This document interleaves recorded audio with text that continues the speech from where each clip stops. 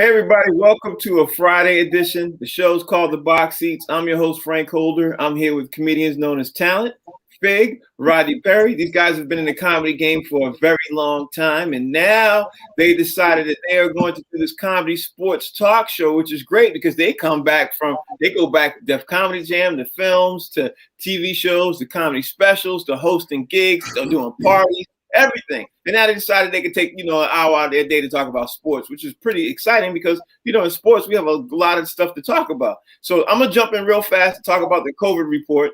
The COVID report that kicks things off that we talk off every day. We get the show started with Cleveland's pitcher, the AL Cy Young winner. He caught COVID. Shane Babbier.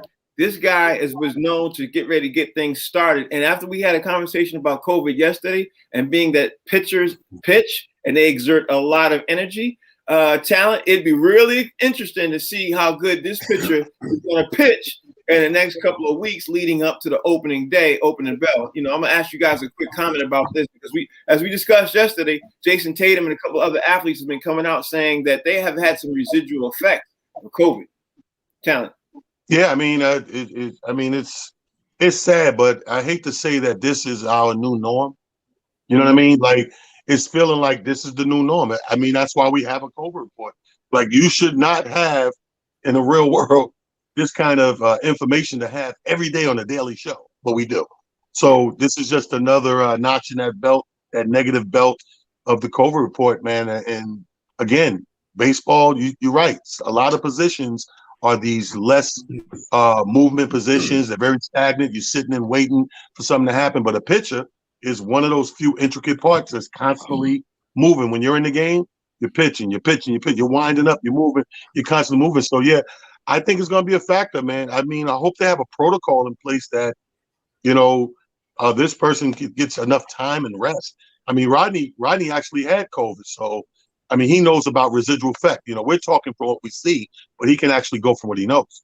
Actually, I'm going to throw first Rodney real quick, Fig. Give me a second. I'm going to throw it to Rodney first. Rodney, can you talk to us about how having a 182-game schedule would affect the pitcher who pitches every 5 days? They normally are expected to get normal rest anyway. But when you're a pitcher, do you think COVID could affect some of his wins and, W's and L's? I'm sure. We saw it with Cam Newton. And nobody wanted to really give the guy credit for it. But this COVID is the real deal, man. So what happens, this spore, the microscopic cell that's COVID multiplies in your body. And, you can be feeling better and be well until you start moving, right? So you good. As long as you're sitting still, you like, oh, this ain't that bad. And your ass start moving around, you be like, oh. Yeah. You be like that dude in the Tally. You be like that dude in the Harlem Nights where they left him in the safe.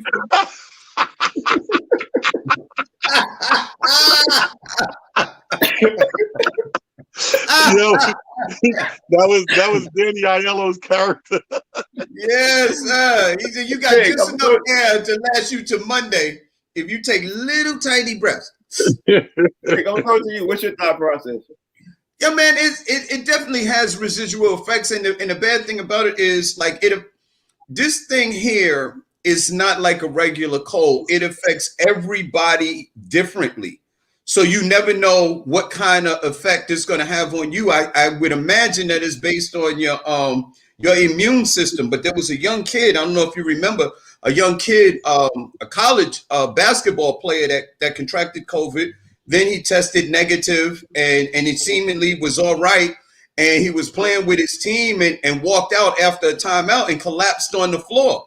Right. And this was the residual effect from COVID.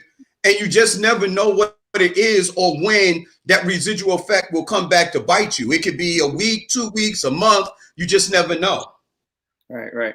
We could talk about, this COVID, the way it's affecting sports and athletes for a whole show all by itself, because something happens every night. Last thing about the COVID report I want to throw out there real fast and just say is that the NCAA tournament, they're going to allow 25% capacity of their fans in the games when the tournament starts, which is by itself is going to be something to talk about. Like I said, we can talk about COVID all the time, but here's something I want to talk about to all you go. I read something this morning in the Wall Street Journal.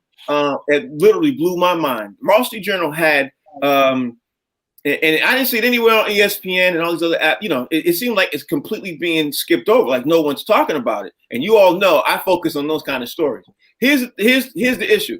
The Wall Street Journal was saying that there has been some huge inclines in CTE. And then, of course, I see a small article that Vincent Jackson was literally in his room for 3 days dead before anybody even realized he was dead. The cause of death has not been determined. His brain was donated by his family to Boston University last night. So I'm saying to myself, the NFL is doing what they normally do, and that's one of those huge cover-ups because they don't want people to know how bad the CTE issue actually is. When you look at players who've been killed or have died from it, and it's been definitely said that they died from CTE. You got Aaron Hernandez, you got Junior Seau, you got Andre Waters. I mean, there's a list of CTE deaths literally like almost 50, 60, 80 players long, and the NFL is not addressing it. Talent, please tell me something that make me feel a little bit better about this CTE issue. Well, I mean, ain't nothing I could tell you to make you feel better. Remember, I'm the guy that when I seen that story, and I ran into that story a whole different way, and was like, yo, we got to mention this because it was such a small blurb of all the news, because that's how you know it was some foul play, something going on, because the way they tried to cover it up. And I seen that right away, and I'm like, wait a minute. There's a missing person report. You find the guy, you sit down and talk to him, you deem everything okay. You shut down the missing person report because you found him, he's okay. And then 48 hours, he's dead on the floor in the same hotel room which you found him. I think that they're going to spend millions, if not billions, over the next decade so that you do hear about these things less and less. They've been doing it. I bet you if you go back to the amount of money and the amount of protocol that was set to what we call anti-attack protocol. So instead of sometimes you do the due diligence to bring something to the light, and then there's another component doing the same due diligence to keep it in the dark. That's the NFL. Okay, so Fig, I'm gonna throw it to you. Do you think and would you agree that the NFL is doing some kind of huge cover up here and not trying to let the word get out on how bad the CTE issue is? Because listen, they made a whole movie about the CTE issue that starred Will Smith to say that, you know what, that there is a huge cover up going on. And I'm wondering if the cover up is still going on in 2021. You know, Fig, what's your thoughts? Well, two things. The one thing that blew my mind is the fact that you said you read this in the Wall Street Journal. I mean, who knew? I didn't know you was reading the Wall Street Journal. That's the first thing that blew my mind. And I want to know, does the NFL have a rug? Because I'd like to pull it back and see what else they swept up under that rug, you know what I mean, other than these CTE things. And the movie that you was talking about with Will Smith, they demonized the doctor that comes out with the truth. And that's what it seems as though that's what the history of major corporations doing to what we would call whistleblowers that come out and tell the truth about something that's been swept under the rug or something that's been hidden and covered up, is that as soon as somebody brings it out, then they become the person that gets demonized for bringing out the truth. And I wouldn't surprise me at all, because the NFL has been covering up the whole CTE issue for a lot of years, a lot of years, even before we heard anything about it. Right. NFL players were getting concussions, and we didn't hear the long-term effects. We didn't hear about the long-term effects of what a concussion could do to the human brain. Rodney Perry, how big does the player have to be before the CTE issue actually goes forefront? Does Tom Brady have to be the one to pass away before the rug is pulled back, or somebody like that with a big name status? Because Vincent Jackson, he was a pretty big star, and it looked like he had CTE, bro. You know what I mean? Well, I mean, of course, we're not MDs. Right. We can speculate about this all day. Tom Brady is never going to get CTE because he never takes hits. So that's just the fact of the matter. And it's always going to be the guys that work in the trenches. It's going to be the linemen. It's going to be the linebackers that's going to come up with this this condition. Is CTE still an issue? I'm sure it is. And before the movie, the NFL was denying it altogether. Mm-hmm. So now the question is like, is it still being swept under the rug? I think they're addressing it. They have protocols. We have concussion protocols we never had. So they're definitely addressing it, and it'll take you out the game. You get a concussion, it'll take you out the game. So I don't think they're sweeping it under the rug anymore. And will it take a Tom Brady profile type of guy for them to even be more serious? Probably.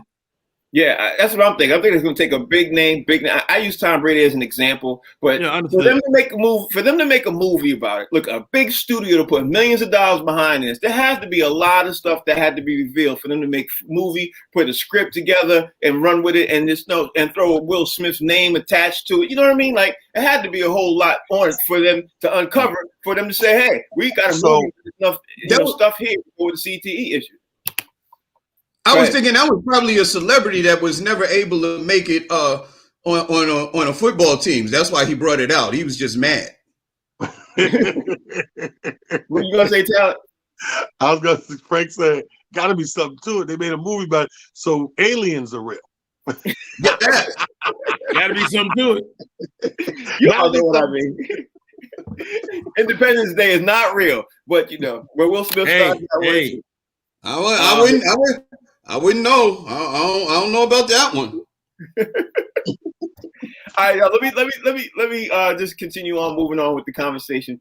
Last night was one of the biggest games everybody was looking forward to. We all know that. We know the Lakers played the Nets, and we already know what to look out of. We already know what the result was and everything else. But the underlying story here that people are talking about, the biggest thing right now this morning is that Anthony Davis got put out another 4 weeks. Now, of course, we saw what the result of the game is. Talent, should the Lakers be concerned? Should there be any type of thought process after last night's victory for the New Jersey Nets that Anthony Davis is out, or should they just continue to do what they're doing and just, wait till you get to the playoffs and let's see what happens? Well, I mean, just wait and see. I mean, we all know that this is a vacation for AD. This is just taking a few weeks off until you get to All-Star break. This is their answer to. Remember, they was upset that they decided to do an All-Star. Okay, you know what? I'm out 4 weeks. You know what I mean? I'm gonna take 4 weeks off. I bet he'd be back for All-Star. I don't know if he's gonna be back. All-Star game is scheduled for March 7th. Look like that's 2 weeks away. Less than 2 weeks. Yeah, it's just 2 weeks away. Yeah, he'll be back. You got to realize that 4 weeks mean that week. After All-Star is 4 weeks. I think he'll make All-Star most likely, and then right after that is the 4th week he'll return back to playing the regular game with his team. But no, I don't think you should be worried. I think that they're right on schedule, and I think that if you're LeBron, no one does homework like LeBron. Look at these 3 weeks without AD as homework, massive homework for LeBron. He's going to know exactly what his team can and can't do with and without the AD. Okay, so with that leads you to Fig. Fig, you're the Lakers' biggest fan here. I'm kidding. Can LeBron carry the Lakers throughout for the next couple of weeks while AD is out? I think he can because I think LeBron has his own plane. If that's what you're talking about, carry, like the Lakers can fly on his plane from different city to city. Listen, we're gonna find out. He's 36 years old. I think he has pretty decent players on his team. I think he has a decent group, and we're going to see. I think what it really all boils down to is who are they going to play? If they're going to play teams that are real contenders, then I don't think they're going to win. I think they're going to beat the teams that probably are not slated to make the playoffs or the lesser teams in the NBA. But the teams that are contenders that you really got to match up with, like last night, the Brooklyn Nets, then I don't think that he can carry that team. I hate that. Can you carry the team? I don't think the Lakers are going to win without Anthony Davis unless they play lesser teams. So now you heard what Fig said. You heard what Talent said. I already know you agree or disagree because that's the segment we've had. What's your thought process on the conversation we're having right now, Rodney Bear? Man, The Lakers will be fine. I mean, we can't evaluate them on last night because they played without AD, and the Nets played without KD. So, but you got to say James Harden looked incredible, Kyrie looked incredible, and they got some other shooters emerging. Like we said at the beginning of the season, let's not jump the gun on these Nets yet. And these guys are coming along, man. That white boy spotting up in the corner was dropping. Yeah, he was deadly. He was deadly. He was killing. So the question is, was last night a finals preview? And the game felt good. But I mean, just looking at LeBron's demeanor, he wasn't even belly aching or flopping or all the stuff y'all ain't about. He was just like, okay, good game, guys. Good luck. Yeah, well done. He walked into the game last night like he was literally about to, just say, let me just play this game and hurry up and get the hell out of here. He didn't seem like he was. They all look fatigued. I wonder why. I wonder why. Listen, hold on. I'm gonna tell you this. Listen, man. I can't. I'll tell you this, 2 things, and then I'm done. I guarantee you they're going to be looking for help before this whole trade deadline is over. The Lakers going to be looking for help. I need some more help. They're going to be looking for help. And number 2, he's a front runner. When he think he got you, he's emboldened. When he think that he got to face somebody that has equal talent or equal ability, he fades into in the movie theaters, we call it fade to black. And that's exactly what he does when there's another team with equal talent and he doesn't have a guaranteed win. He fades to black. He's a front runner. He's a front runner. And that's why you know what he did? He quit on his team last night. That's what he did. You talk about he looked uninterested. Right. He quit. He quit. Rodney. The quitter. You make a Rodney leave. See if I'm wrong. Mark my word. The Lakers will be looking for help. I guarantee it. I don't think it's as serious as we making it to be. I think LeBron's not really overthinking it. Again, he's doing his homework. The most I've seen from last night's game, LeBron looks like he's trying out a new hairdo. You know what I mean? Like he's in between hairstyles. That's about it. It's regular work for LeBron. Right, you want to jump into this conversation? What you want to say? I guess that's what LeBron did. Help! I need more help! This is the same guy that 2 weeks ago said, I don't get tired. I never get tired. And I don't get tired. I get enough rest. I get enough sleep. It don't matter how many minutes I play. I never get tired. He never. It's crazy. You know what? Rearranging this room. Tell Rodney stop rearranging the furniture. Rodney, it's crazy. I can't. You know what I think was pretty even yesterday? LeBron James supposed to be the greatest basketball player in the world, and he had him. He was only missing one player. He was missing Anthony Davis. The Nets was missing Kevin Durant. So it was pretty even. You didn't have your best. It's arguably Kevin Durant is the best player on the Nets, and AD is either first or second or A1, AB on the Lakers. So it was pretty even. You missing your top dude, they missing KD. Let's get down. Let's see what we got. So Rodney Perry, do you want to iron out this conversation, bro? Can we finish this conversation, Rodney Perry? Because I want to ask my next question. Look. Oh God. I love these conversations, man.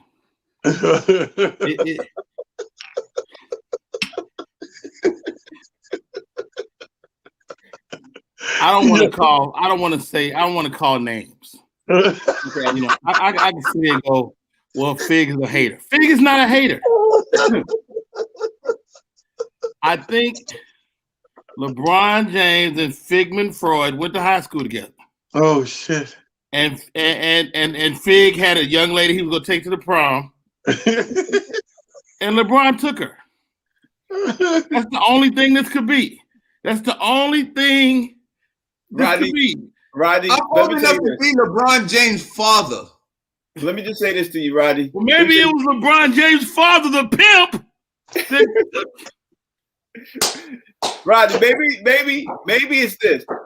Maybe it's just that Fig is telling something that a lot of people feel, because a lot of people are feeling the same conversation. You know, this isn't something that Fig's standing alone by himself feeling. There's millions of people who feel the way Fig feels. You know what I mean? Millions. So millions, bro, millions.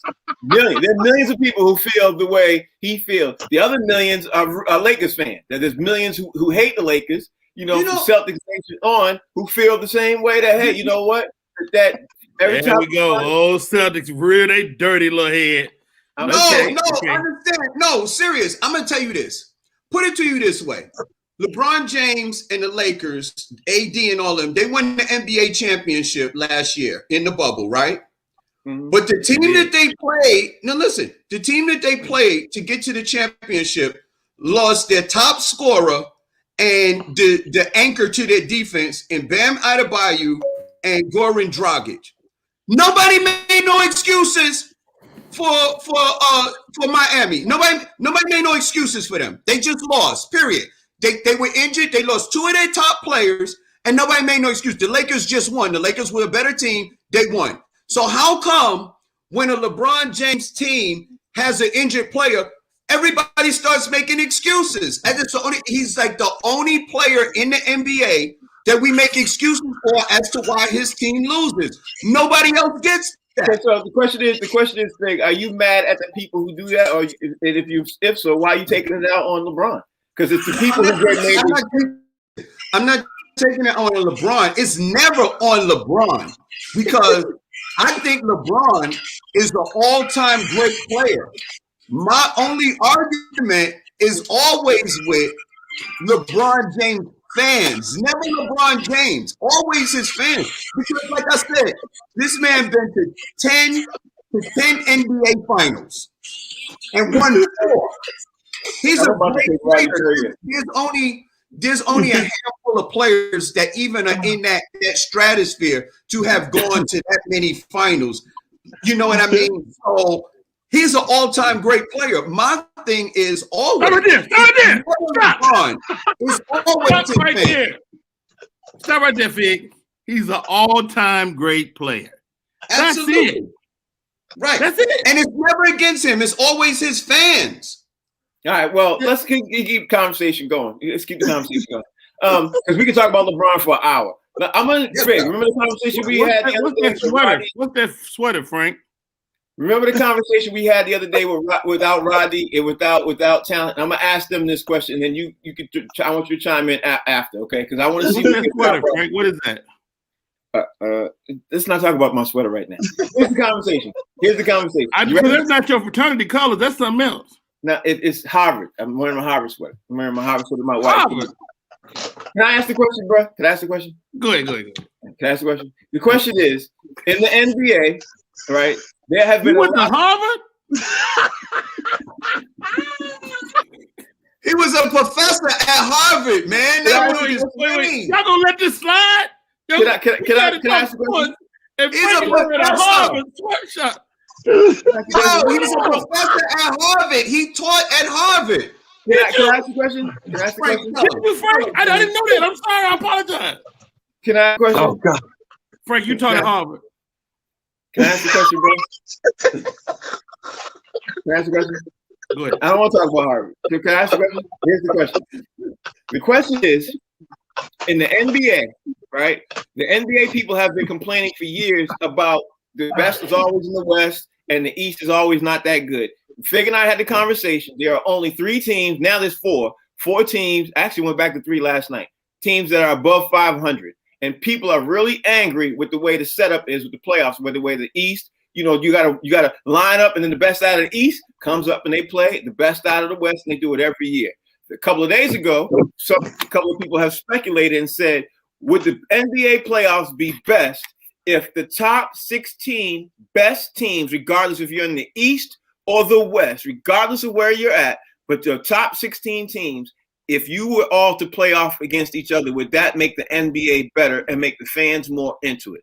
You know what I mean? So talent, that's something that's been thrown out there. I actually thought it was a great idea. The problem is a lot of teams from the East wouldn't make the playoffs. Talent, what's your thought process on that?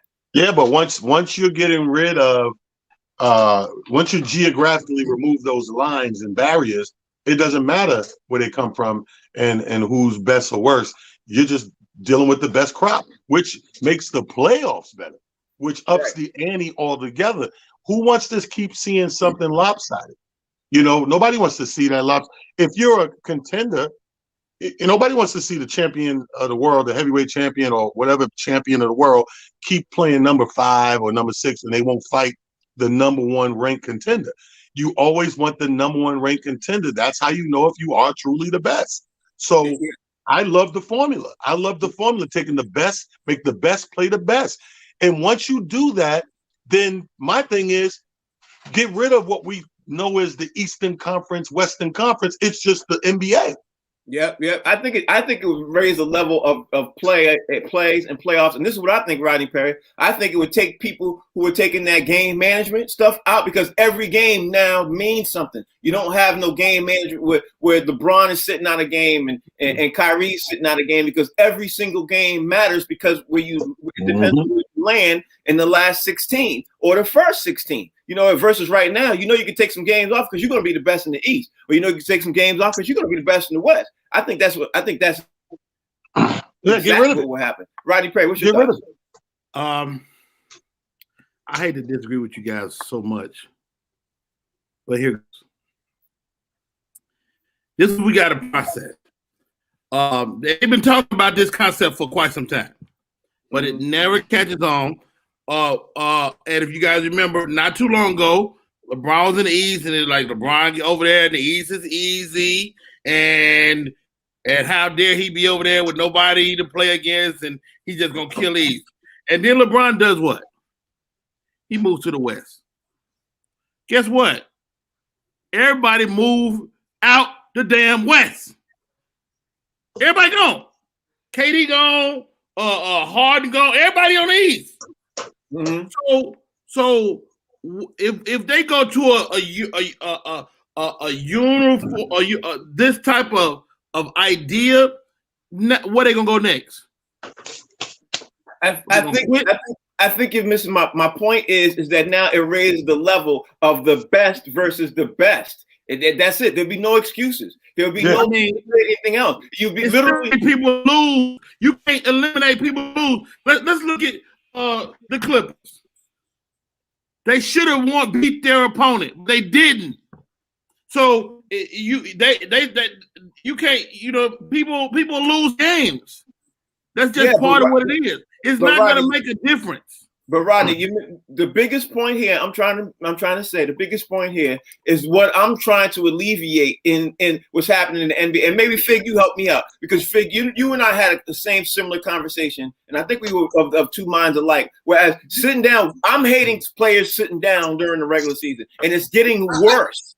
It's getting worse. I do too. I hate load management. I really do. I was watching something on John Stockton. I think he played 19 seasons, and because of injury, there was added in 19. There was only 3 of those seasons where he missed games. So for 16 seasons, John Stockton played 82 regular season games out of 19.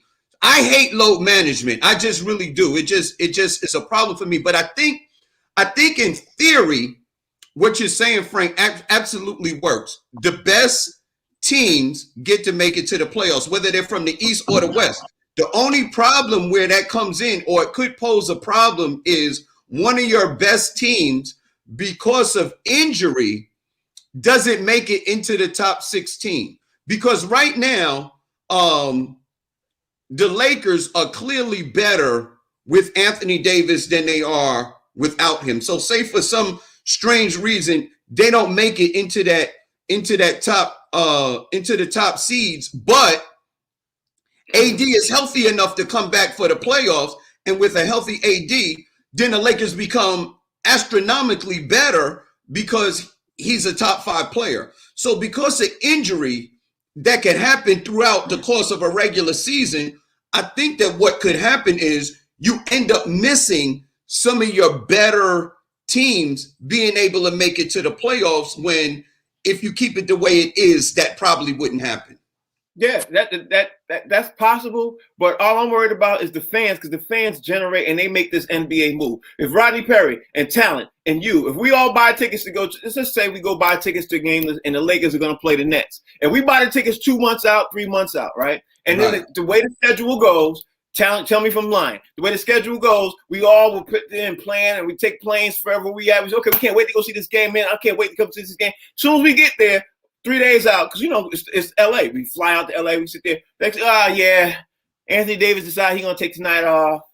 He's just not gonna play because load management. He got to take the E's off.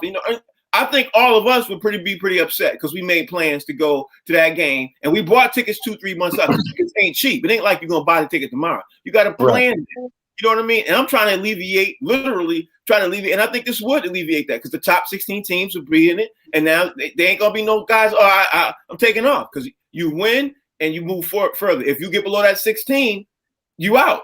That's what I look at it. The way I think to alleviate that is if you don't play, you don't get paid. If you're not injured, I'm just saying, if you're not injured, if you don't play, we don't pay you because, hey, listen, no, in a regular, I know it's sports, but think about this. Think about sports not as a hierarchy, but think about it as a job, as a business. If you don't go to work, you don't get paid. If I take the day off.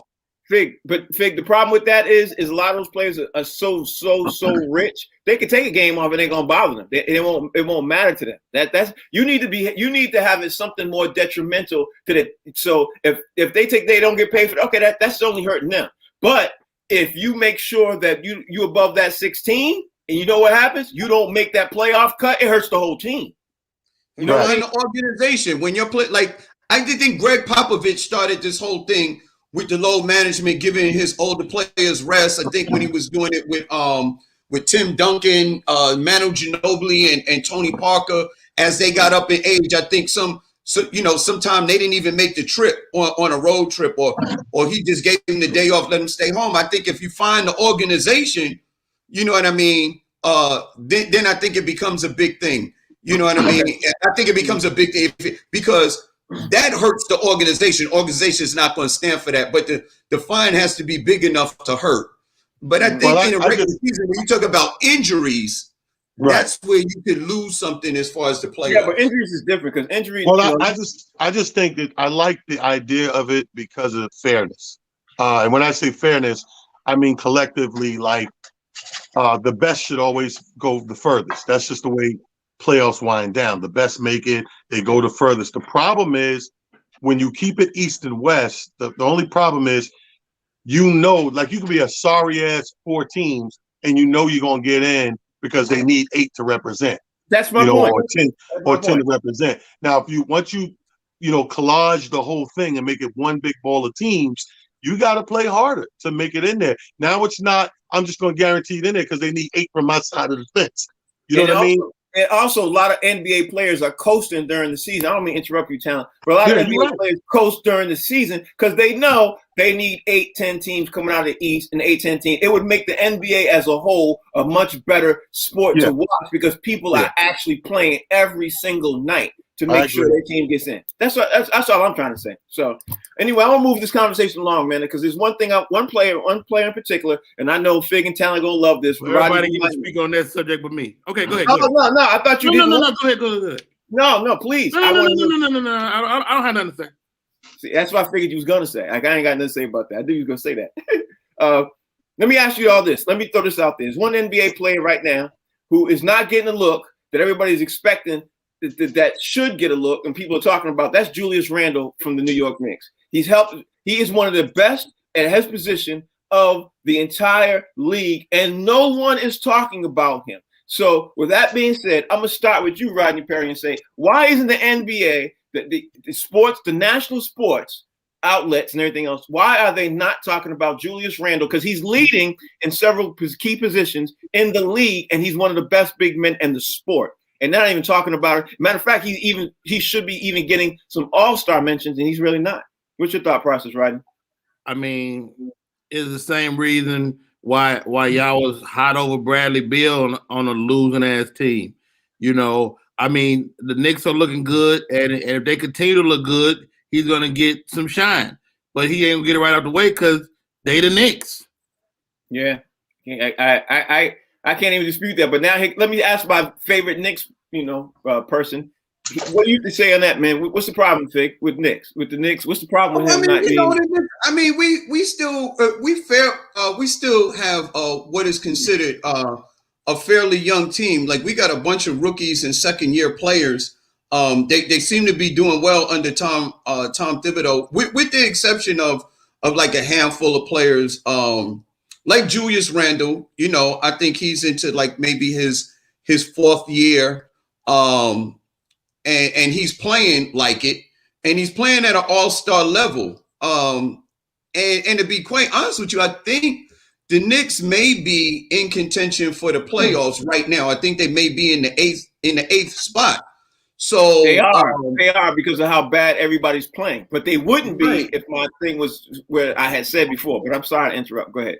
Right, they're in the eighth spot. So I think because they're in playoff contention, and Julius Randle is playing at such a high level, I mean, maybe he wouldn't be a starter, but he still needs to get to probably make it to one of the reserves, in the NBA All-Star game, because he's playing at that level. All right. Well, let me ask Talent. I'm going to ask you this question. Why is the national press, national media not talking about Julius Randle? Why are we not talking about him? Why is there nobody even facing talk? You know what I mean? Why is he not everywhere like he should be? He's leading in all categories as being one of the best big men in the league.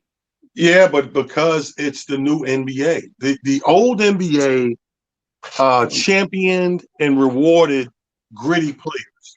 Julius Randle's getting it done in a gritty way. The new NBA is more flashy. So you're gonna get the Kyries and all those guys are gonna get all the news press because of they're playing the game the way and the direction the NBA is going. This guy's a cut off the old Nick Cloth. When we had the Oakleys and the Masons and all those guys, he's playing that grit level basketball. He's getting it done in the most grimy, gritty way. And that's not really selling the newspaper, so to speak, for the NBA in the 2000s. The 2000s are the depth of flying acts, the alley-oops, the handles, the breaking ankles, the roundabacks, the Lonzo balls, no-look pass. That's the new NBA. That's what it is. We're not living in the old NBA. If this was the 90s, it'd be splattered all over the NBA papers and billboards and Bleacher Reports. But right now we're in the new NBA. If you watch Julius Randle, you watch my Knicks, we're getting it done in a gritty way. I think the bottom line is exactly what you said, Talent. He's not making no highlight reels. He's turning around shooting jumpers. That's what he's doing. He's shooting jumpers. You know what's kind of funny? I just checked the standings. Do you know that the Knicks are in the same exact place in the East that the Golden State Warriors are in the West? The Golden State Warriors are number 7 in the West, and the Knicks are number 7 in the East. But Steph Curry's a starter, and nobody's talking about Julius Randle.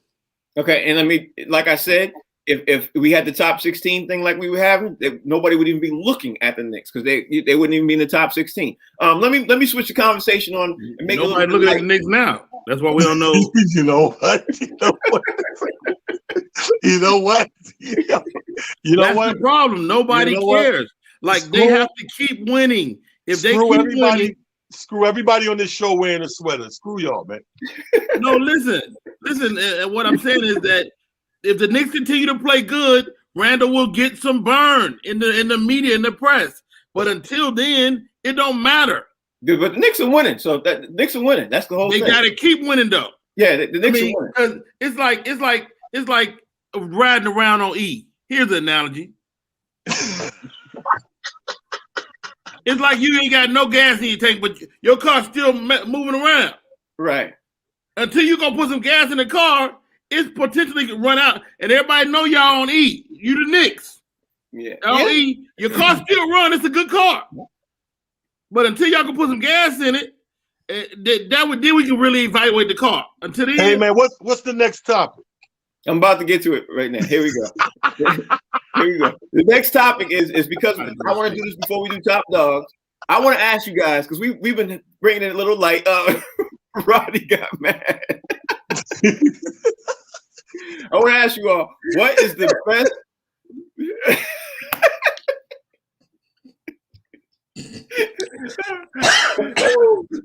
You know what would have been funny is if you hung up too. That'd have been funny. But don't do that. Don't do that. Don't do that. I'm gonna ask you then, since they got out. I'm gonna ask you, what is, in your opinion, what is the best realistic sports performance in a film, and why?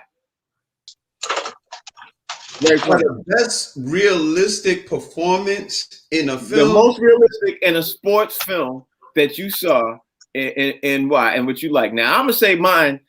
Wait. Before you say yours, no. Because I don't want you to take mine. You know who I really like?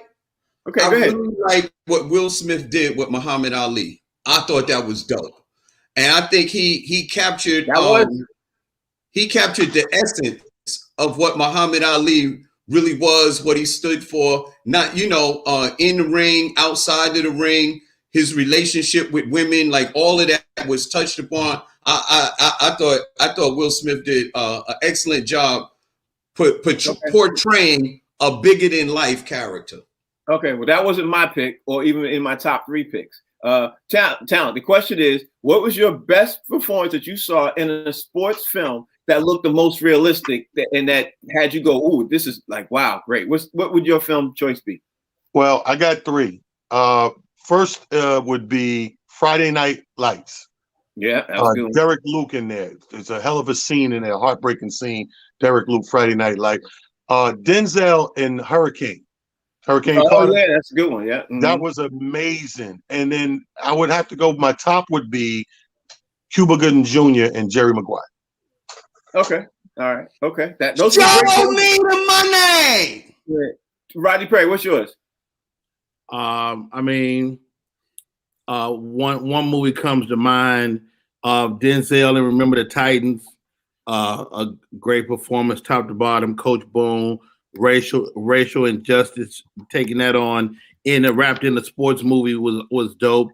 Of course, Charles Dutton, great performance in the Rudy movie. Here we go, Rudy again. I'll say it again. Best sports performance. Charles Dutton didn't perform a sport in Rudy. He was the Is this your turn of mine? That's right. Go ahead. Before you hang up on me again, go ahead. Anyway, Charles Dutton was fantastic. You could have played that one, Rodney. And last but not least, my friend Talent, man, did his thing in Sunset Park. Thank you, brother.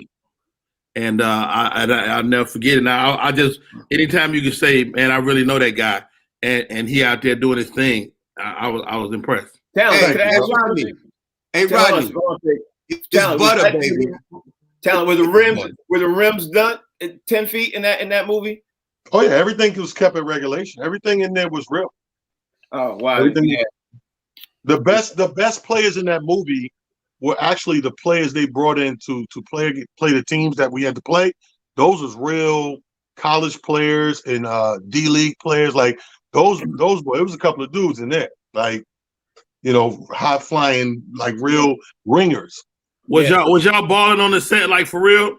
Yeah, we had the ball. That's what I'm Matter of fact, your audition was that you had to audition both sides of the thing. For me, 3 times, because the regular acting, the comedic shit, and then you had the 2 weeks of going to audition and playing ball. They would bring all these ringers in New York City, which was weird because you did all that audition in New York City because it's supposed to be a Brooklyn-based movie, true story, but you shot all the games in LA and Long Beach. Wow, that's dope. Okay, my couple films, actually, Talent picked two of my films. My other one he did not pick was Invincible with Mark Wahlberg playing Vince Papale. You know what I mean? Yes. The Eagle wide receiver. You know, and Rodney, he played in the league for 3 years. He didn't walk on like and get the last 60 seconds. That was a great White Hope movie. Every year they found a white boy to drag out like he the best. Papale was barely on the team. Okay, but he played on the team for 3 years. You know what I mean? And it's a real. He made the league minimum for 3 years. It doesn't matter. He played in the league for 3 years. You played in the league for 3 years. All right, Fig, you ready for that? We gotta get ready to do the top dogs. You ready for the top dogs? Oh yeah, man, absolutely, man. Let's get it down. We just listen, the 5 top dogs of the week, ladies and gentlemen. I want y'all to get ready. We just got finished talking about this dude not making it, and I had to give him a big shout out. New York Knicks Julius Randle, 44 points, 9 rebounds, 5 assists. New York Knicks versus the Atlanta Hawks, and Julius Randle led them to the win, 123-112. Whether his record is good or not, Julius Randle is playing like a dog. That boy's a dog. Yes, sir. Ladies and gentlemen, also on my list is my man Kyrie Irving. Yo, man, in the game when the Nets played the Kings, the Sacramento Kings, Kyrie Irving dropped 40 points, 4 rebounds, 3 assists. His cohort in that game was James Harden, who dropped 29 points, 13 rebounds, 14 assists for the triple-double in the win, 136-125. The Brooklyn Nets over the Sacramento Kings without KD. Both of those dudes are dogs, and we could have talked about them last night too. Number 3 on my list is another dude whose team is in the 7th spot in the West. Is my man, the babyface assassin, Mr. Steph Curry himself. That's a bad boy. Dropping 25.7 rebounds, 11 assists. The Warriors versus Miami, who was in the NBA Finals last year, 120-112 in an overtime win. Steph Curry brought it home in the 4th quarter and in the overtime to carry the Warriors to a win. Last but not least, number 5 on my list, ladies and gentlemen, this is a guy who is also underrated and doesn't get enough shine in the NBA. He's that man. You know what time it is. We talking about my man. It's Dame time, baby. Dame Dollar dropped 43 points, 4 rebounds, 16 assists. Portland versus the New Orleans Pelicans, 126-124. Dame Dollar has more game-winning shots than any other player in NBA history. My man Dame Dollar topping off the top 5. That's the top 5 dogs of mine. Let me hear who you got. Okay, so let me ask everybody: is everybody here agree with that list? Everybody cool with that list? I'm very cool with that. There ain't no 5 people. There's about 15 people on that list. Yeah. That was 5. I got Julius Randle, Kyrie Irving, James Harden, Steph Curry, Dame Dollar. That was 5. You add people in every time, Fig. Ain't nobody. That's 5. I got Julius Randle, Kyrie Irving, James Harden, Steph Curry, Dame Dollar. My top dog of the week, but under Frank Holder is Rodney Perry. Kyrie was 2. James Harden was number 3.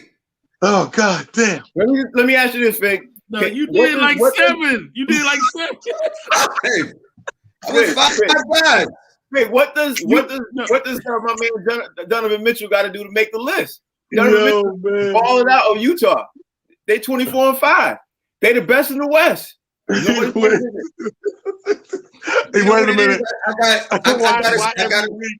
Hey, Fig, why every week he tell you to do a top dogs so he could disrespect us?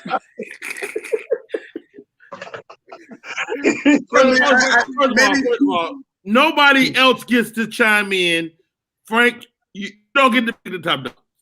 Yeah. No, I like his list. I like his list. I'm just asking him. You don't like it? Just say I don't like it. No, I said I like it. Tell me who they played and what's the numbers on Donovan. Okay, I'll tell you that offline because I don't know off the top of my head. That's why he didn't get picked. You need to look it up. Yo, Frank, All I know is that 24 and 5. like, Franco, give me your top 5. He's gonna top 5, Frank. After every one, he never missed me. Where the hell is Bill Russell? Why would you do a top 5 and leave out Bill Russell? You got Mickey Russell, you got Byron, you got Russell Wilson. Where is Bill Russell? Between Frank and Bill Russell and Fig adding people, phantom people, it's incredible. I love it. This is my favorite segment of the show. But it's funny because he let him go through all 5. Who's the 5? At the end of everyone, he's looking for something that Fig don't find. What happened to Van Vliet? Why is Bradley Beal not on the list? Hey, Bradley Beal should be on the list. Let's be honest. Bradley Beal scored like he should be on the list. He should be on the list. Bradley Beal is injured. He should be on the list. Oh yeah, I forgot. Oh man, listen, I gotta go. I can't. Listen, it's all comedy. Thank you for that. That made my day. It's all comedy. It's all comedy. I'm gonna leave y'all with this. Nobody's talking about the Heat.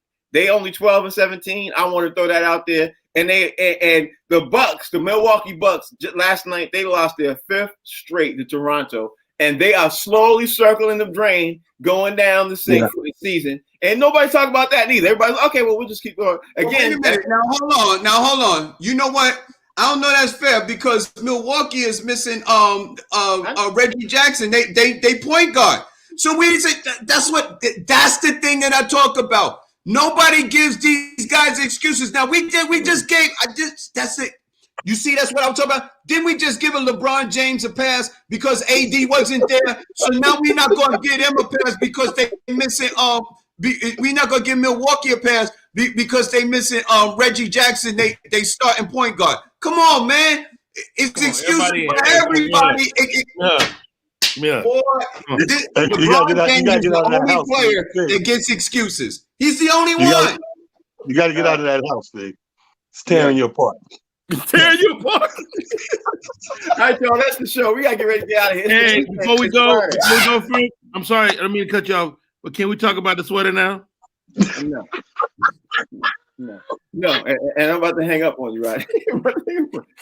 No, we can't talk about sweater. After you talk about your sweater and your scarf, you don't want to sit up here and roll with a scarf on. That ain't a scarf. That's an ascot. Rodney's wearing an ascot because he's high class. I'm just saying, he's sitting in a room, 85-degree temperature room in a hotel room, but he got a scarf on. So he's in Texas. They ain't got no heat in Texas. Rodney's in Texas and they ain't got no heat. Not in Texas. But what about Van Vliet? You didn't say anything about Bradley Beal. Tell everybody how to follow you. Hey, yo, follow me. King Talent Harris, Facebook, Talented Comedian, Instagram, and VanVleet.com. Rodney, tell everybody out there how they can follow your scarf. Hey, man. I mean, it's easy to find me. I'll be right next to Bradley Beal in the 16th seed on the East. Oh man! And you can get that scarf at Macy's. Hey, Fig, everybody. Everybody out there. You can buy your comedian thing. This is a Harvard song. I'm done. I got this song from Harvard. This is where you can find the Harvard Yard on the box seat, and I'm gonna be looking for Van Vliet to buy me a scarf out of Macy's. Hey y'all, that's the show. Great show, guys. I'll talk to y'all on Monday. The show's called The Box Seats. I'm your host, Frank Holder. That's Fig. That talent just left. That's Rodney Perry. Great show. We'll see y'all Monday, same time. And of course, the same bat channel. Take care. Talk to you. You know it.